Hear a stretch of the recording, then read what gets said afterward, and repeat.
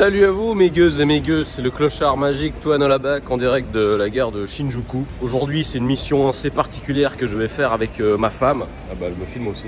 On va louer une voiture et on va voyager. On va partir dans un lieu peu connu, inexploré, inédit au Japon, à savoir Saitama. Saitama. La raison pour laquelle est-ce que j'ai décidé d'aller là-bas, c'est parce que je déteste Saitama. J'y ai travaillé pendant 3 ans et demi et pour moi c'est l'un des pires endroits au Japon. Très souvent dans le top des pires préfectures du Japon, Saitama est toujours à la première place du pire, hein, on s'entend, parce que c'est connu pour ne rien y avoir. Je l'avoue, hein, moi j'ai beaucoup d'amis qui sont originaires de Saitama, je connais des gens qui sont super nice de là-bas et tout, mais il est vrai que je ne pourrais jamais y vivre et je préfère payer un loyer 2 fois plus cher à Tokyo plutôt que de vivre à Saitama. Conviction personnelle. Et Saitama c'est aussi connu pour être un endroit où beaucoup de gens habitent et ils font croire qu'ils vivent à Tokyo parce que Saitama c'est pas si loin de Tokyo. Mais on vous voit, hein, surtout les gaijin qui habitent aux alentours et qui font croire qu'ils sont des Tokyoïtes également. Bref, la mission du jour c'est d'essayer de vaincre ces stigmates. Est-ce que mes a priori vont prendre le dessus ou peut-être vais-je tomber amoureux de cette préfecture? Vous saurez tout après le générique.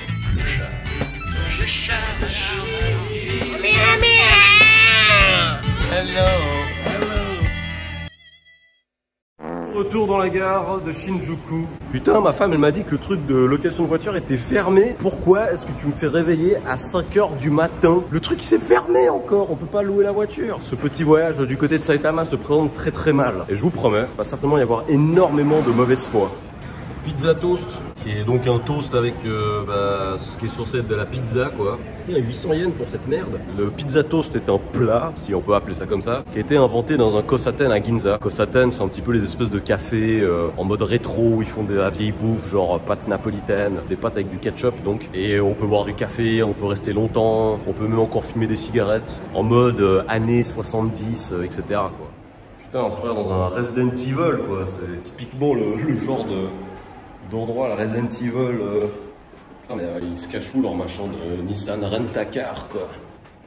Ah d'accord. Mec, c'est ça la voiture. Putain, on a des plaques de Hachioji quoi. Je suis pas un fan de Hachioji. C'est un peu plouc aussi. Non, je sais, je suis très méchant, je suis très judgy. Vu que madame y habitait. Bon bah on y est, on part pour l'aventure. Direction Saitama. No, it's beautiful Saitama. Elle a aucune idée de ce qui l'attend. Voilà, c'est quand on voit ce genre de choses qu'on comprend qu'on est en train de quitter le centre. Quand tu vois ces grands machins de pachinko, de restaurants, de machins de chaînes de sushi. Là, tu comprends que tu commences à arriver chez les ploucs. C'est méchant ce que je viens de dire. Les Inakamono. Non, évidemment, je suis très méchant, mais là, on va dire que c'est un peu sans filtre parce que je suis méchant en fait. Abonne-toi. C'est là qu'on pénètre dans l'inconnu, dans tous ces endroits qui n'ont pas passé la douane, qui n'ont pas passé le test, qui n'ont pas été acceptés dans le monde civilisé tokyoïte. Je suis vraiment horrible. Vision d'horreur. Tokorozawa Kawagoe. Non mais ça c'est l'enfer, c'est l'enfer. Non mais là c'est genre je suis un vampire et on m'agite un crucifix et de l'ail devant le nez quoi. J'ai beaucoup de mal avec ces endroits quoi.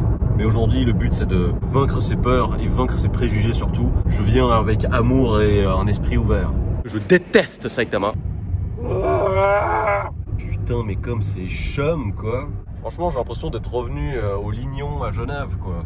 Enfin, dédicace aux amis du Lignon hein, mais c'est pas très beau chez vous quand même hein, faut le dire. J'ai un peu comme une espèce de PTSD en revenant à Saitama. Il faut quand même que je vous resitue. J'y ai travaillé pendant 4 ans. J'y ai travaillé pour une compagnie véritablement horrible. Je suis allé un peu partout dans Saitama.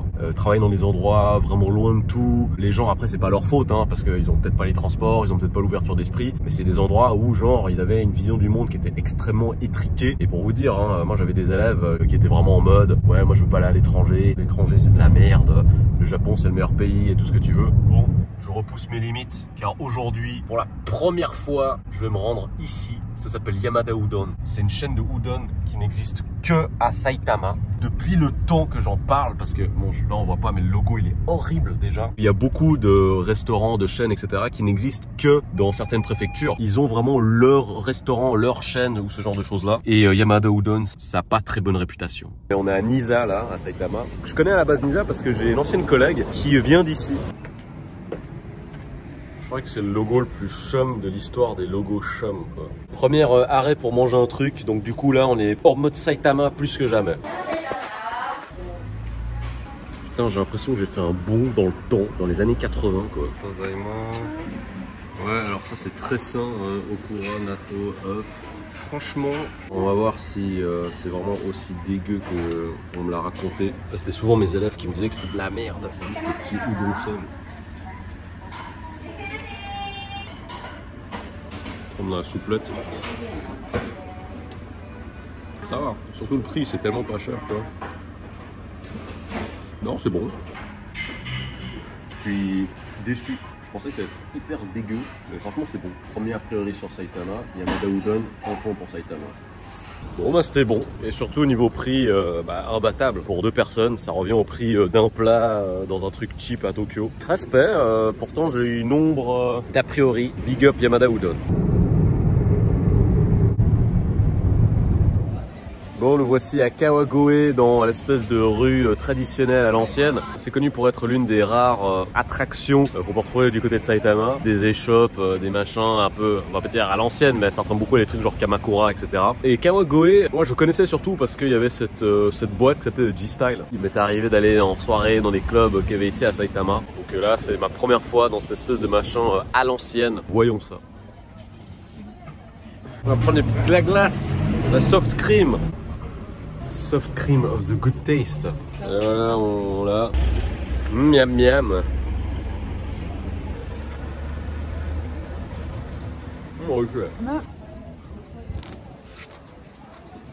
Franchement, c'est mignon. Et c'est pas trop busy, quoi. Putain, mais mec, comment on apprend à des chiens à se tenir comme ça pour avoir une photo, quoi. Franchement, c'est vraiment un des bons prix en plus. Hein. C'est quand même pittoresque, c'est quand même. C'est stylé quoi. C'est pas des machins que tu as payé genre 2500 ou 3000 yens pour un truc un peu pourrave. Des bons gros stubs. Bon en fait le petit concombre comme ça, c'est supposé être la nourriture préférée des kappas. Ces créatures légendaires qui sont des mélanges de singes, canards, je sais pas quoi, avec une calvitie. Ils mangent ça. C'est bon, une petite tub dans un plastique. Un énorme Totoro. Ah mais c'est un espèce de petit Ghibli store. C'est ce qu'ils appellent la Happy Street. Je crois vite fait à Kyoto en fait. Charmant. Bon bah c'est une très bonne surprise. Hein. Les prix sont très abordables. Il n'y a pas 36 000 personnes qui se marchent dessus. C'est vraiment dans un film. Bon, bien moyenâgeux. Tu vois, tu peux t'asseoir et tu peux faire tes petits besoins en même temps. Faire caca, incroyable.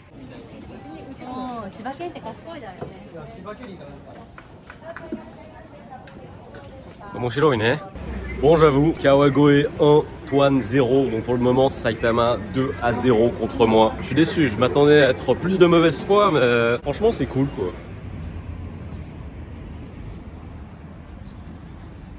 Putain, je viens de me réveiller, j'ai vraiment la tête dans le cul là. Et on est vers la Nagato River, on est à Chichibu, donc toujours dans la préfecture de Saitama. Et regardez-moi ça, la classe ultime qu'il a, le boug là. Franchement, tu vois ça, ce calme olympien. Forcément, ça donne envie de venir ici. Alléché par la photo, puis le mec posé sur son bateau. C'est-à-dire qu'on allait faire un tour ici, puis faire une espèce de tour en bateau sauvage, je sais pas comment dire. Et on continue le petit Saitama Tour qui, pour le moment, se passe un peu trop bien. Mais regarde-moi la taille de ce sembe qui est donc crackers de riz. Enfin, le truc, vous voyez là, il est plus grand que ma main quoi.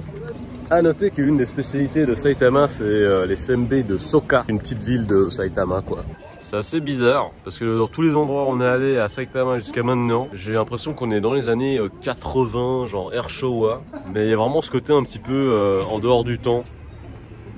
Ah, débat 01.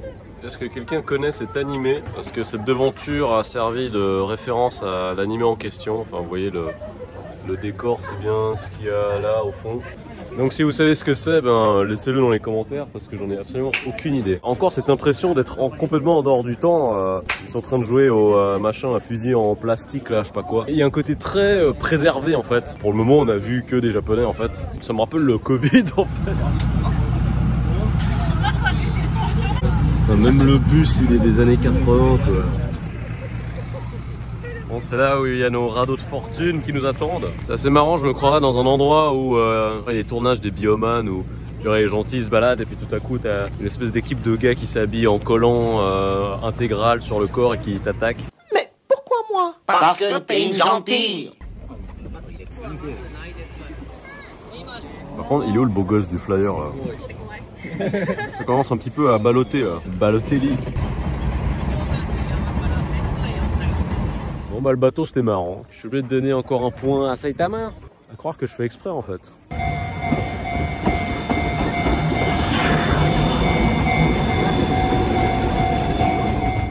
c'est l'aventure, je sais pas du tout où on va, mais on s'enfonce dans Saitama. Aïe, aïe, aïe, aïe. Aïe, attends, c'est vert ou pas? Oui, c'est vert. Queensbridge. Non, non, mais... Ah, bah c'est joli. Non, mais c'est bon.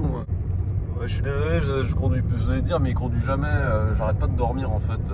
Quand je fais rien, je m'endors. En pleine nature, hein. Vous voyez cette verdure, hein.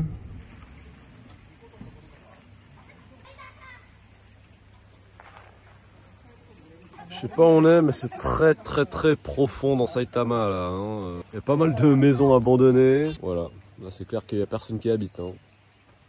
Ah ouais, attendez, là on se fait une grotte, mais apparemment c'est quand même un peu chaud là. Ah putain, il fait tellement froid. Vraiment la température elle chute de fou. Bon bah c'est parti. C'est un peu flippant et en fait le truc relou c'est que il faut vraiment se pencher une chier quoi. Ouais, franchement, c'était anecdotique. C'est sympa, hein, parce que c'est le Japon de guillemets, mais c'est clair et net qu'il y a des meilleurs trucs dans le genre. Mais le spot est sympa, hein, vous voyez, joli petit temple en haut, l'escalier là. Mais bon là, je donne pas le point à Saitama là. Je gagne quand même pour le coup, parce qu'en plus on a fait l'effort de venir. Je dirais pas que ça en valait le déplacement quoi. Ça c'est vraiment des vieux tunnels bien flippants quoi.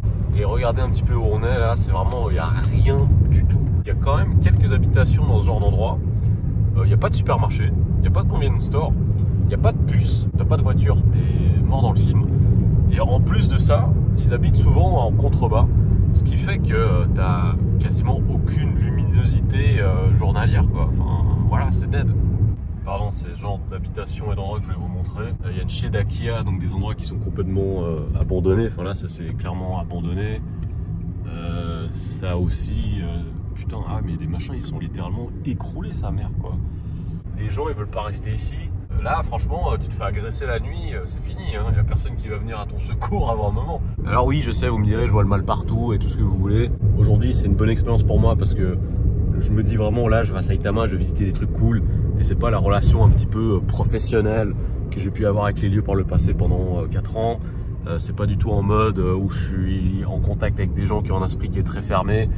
Là c'est du plaisir quoi. Mais pour le moment jamais je n'habiterai ici, même si le loyer il est 2 fois moins cher qu'à Tokyo quoi. C'est marrant ce genre d'endroit. Franchement c'est marrant, c'est loin de tout. Moi je pourrais venir pour 1 ou 2 nuits. Mais jamais je me dirais que j'achète une maison là quoi. Après bon, si t'as envie de vivre dans un endroit qui a des allures de princesse Mononoke, c'est vrai que c'est joli. T'es au milieu de tout, c'est joli, etc. Ah, enfin la civilisation. Quel beau pont. Alors là, bon, on n'est plus à Saitama, on est à Okutama, c'est vraiment à l'ouest de Tokyo. Et bon, bah c'est aussi très peu habité. En ce moment, la population, elle est de moins de 5000 personnes, alors qu'en 1950, il y en avait 12 000, 13 000. D'où le grand nombre d'Akiya, maisons abandonnées. Enfin, une petite halte bien méritée. Et on va les manger en Italie, chez Nicolas. Ah, attendez, il y a le vrai Nicolas là. Ah ouais, mais c'est pas un japonais en fait. Ah non, le gars c'est du vrai de vrai, c'est un vrai italien. Ça va, le gars il se prend pas pour de la merde. Il met son nom partout quoi. Putain, c'est bondé de fou quoi. Eh la ragazza, la più bella cosa non c'è. Zucchero, Vasco Rossi, ma dove vai? Ancora tu, Lucio Battisti. J'ai dit qu'en Suisse on parle italien aussi. Bon, voici la preuve. Ouais, bon, bah, à part de ce qu'il dit là, l'histoire de ces pizzerias, parce qu'il en a 3. Une, bah, là où on est, à Yokota. Il en a une, bah, à Saitama, Urawa. Et ça, j'arrive pas à lire les kanji, donc je suis désolé, je suis une merde. Donc apparemment, il a commencé à faire des pizzas à Roppongi, et puis voilà. J'ai plus de détails par rapport à la vie de ce fameux Nicolas, donc je me foutais un peu de sa gueule parce qu'il était ventripotent et moustachu. Ça n'a aucun rapport. Mais d'après son histoire, c'est qu'il est venu au Japon, à Nagasaki, après la Seconde Guerre mondiale. Et il a finalement ouvert son premier restaurant à Roppongi qui a rencontré un vif succès. Vu que c'était l'après-guerre et qu'il y avait un petit peu rien à Tokyo, donc il y avait beaucoup de personnes qui ont commencé à y aller, dont notamment des personnalités comme l'empereur, rien que ça, et même des acteurs américains comme Elizabeth Taylor. Et malheureusement, malheureusement, bah, les choses elles se sont cassées la gueule. Il a dû fermer son restaurant et il s'est séparé de sa femme. Et au fur et à mesure, les affaires ont repris et il s'est également remis avec sa femme. Même si on a des méga hauts, bah, on n'est pas à l'abri de se casser la gueule. Et l'important, bah, c'est de savoir rebondir et se reprendre. Big up Nicolas. Bon bah la magie, le storytelling de Nicolas n'aura pas fait long feu. Pour commander une pizza large, donc la pizza elle fait 30 cm, ils me disent que ça met entre 30 à 40 minutes. Je comprends pas du tout. Oh, je ne comprends pas. J'ai dû prendre une autre taille de pizza et là la pizza je crois qu'elle fait 22 cm, mais c'est un ramequin là, à ce niveau. Franchement ça me casse pas mal les couilles ça. 40 minutes pour faire une pizza quoi, c'est quoi le délire? Putain Nicolas quoi. Bon, comme entrée c'est un carpaccio de Saint-Jacques. Putain ouais. Franchement la taille de la pizza elle est un petit peu plus grande que ma main quoi. Et aux champignons. C'est pas dégueu mais le mec il est pas italien, c'est pas possible. Ou il est resté trop longtemps à Brooklyn. Franchement on dirait des pizzas qu'un riz. Même pas de la mozzarella. Mais voilà c'est un style, c'est bon hein, mais c'est pas les pizzas à l'italienne. Bon pardon j'ai dit de la merde. En fait sa mère était italienne et lui en fait c'est un curry quoi tu vois donc voilà. C'était un petit arrêt, pas de quoi casser 3 pattes à un canard. On reprend la route mais là on retourne vraiment dans le centre de Tokyo. Bon vu qu'on a Yokota il y a évidemment la Yokota Airbase. Et elle ouvre je crois une fois par année normalement et puis c'est pour accueillir un peu des gens autour et puis je me rappelle pendant longtemps, c'était l'un des seuls endroits où les gens pouvaient avoir du Burger King parce qu'il n'y avait pas Burger King partout avant. Moi j'avais un ami de Yokohama qui venait jusqu'à Yokota, au Fusa, je sais plus, c'est l'une des deux, bon, bref, pour avoir du Burger King. Et je suis vraiment dans le noir. Bon bah retour à la maison mère à Tokyo, on a déposé la voiture. Franchement merci à Kiko d'avoir conduit autant afin de me laisser me reposer parce que putain franchement chaque fois que j'étais assis dans les 10 minutes j'étais en train de piquer du nez et de dormir. Donc elle m'a bien laissé me reposer, ça fait plaisir. Je dois avouer que c'était un petit trip, évidemment on a pas pu tout faire hein, parce que Saitama c'est l'une des plus grandes préfectures du Japon. Mais c'était quand même franchement hyper cool. Bah c'est marrant parce que je me suis un peu confronté à des choses sur lesquelles j'avais beaucoup d'a priori depuis des années, genre Yamada Udon. Et au final bah c'était une expérience plutôt positive. Je n'en démords pas. Parce que Saitama c'est vrai que c'est un endroit qui est victime de beaucoup d'a priori qui ont été utilisés dans des films, bon à des fins parodiques. Par exemple dans le film Tombe des Saitama où il est interdit aux personnes de Saitama de venir à Tokyo parce qu'elles souffrent de la maladie dite la Saitama malaria. Moi j'ai surtout eu des expériences pas très plaisantes en étant à Saitama. Mais en même temps il y a quelque chose de très charmant parce que comme vous avez certainement pu le remarquer durant toutes les remarques que j'avais faites, il y a un côté très hors du temps, très période de Showa, etc. que j'aime vraiment énormément. Et je suis prêt à redonner à nouveau une autre chance à Saitama pour aller dans d'autres endroits cette fois. Mais vous pouvez toujours vous abonner, liker et déjà commenter. À toutes!